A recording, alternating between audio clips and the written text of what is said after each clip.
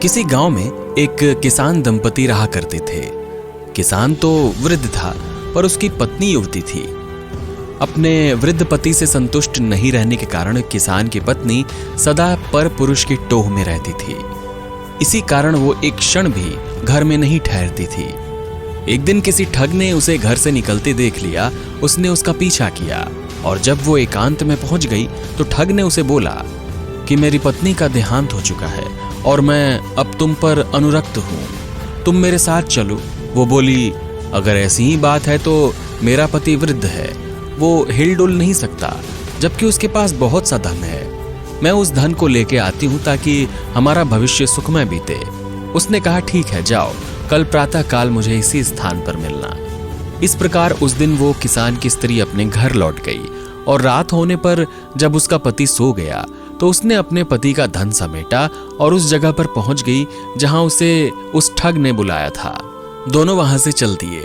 दोनों अपने गांव से बहुत दूर निकल आए तो मार्ग में एक गहरी नदी आ गई। उस समय ठग के मन में विचार आया कि इस औरत को मैं अपने साथ ले जाकर क्या करूंगा, और फिर इसको खोजते हुए कोई इसके पीछे भी आ गया तो भी संकट है। इसलिए किसी प्रकार इससे सारा धन हथिया कर अपना पिंड छुड़ाना चाहिए। ये सोचकर उसने उस स्त्री से कहा कि नदी बड़ी गहरी है, पहले मैं इस गठरी को अपनी पीठ पर लाद कर उस ओर छोड़ आता हूँ, फिर तुम्हें मैं अपनी पीठ पर लाद कर उस ओर ले चलूंगा।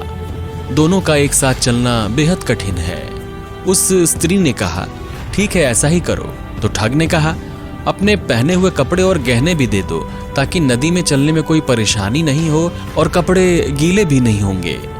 तो उस मूर्ख स्त्री ने ऐसा ही किया। उन्हें लेकर ठग नदी के उस पार गया और फिर लौट कर ही नहीं आया। अब वो औरत अपने कुकृत्यों के कारण कहीं की नहीं रही। दोस्तों, इसलिए कहते हैं कि अपने हित के लिए कुकर्मों का मार्ग नहीं अपनाना चाहिए। तो कहानियां ऐसी जो जिंदगी बदल दे।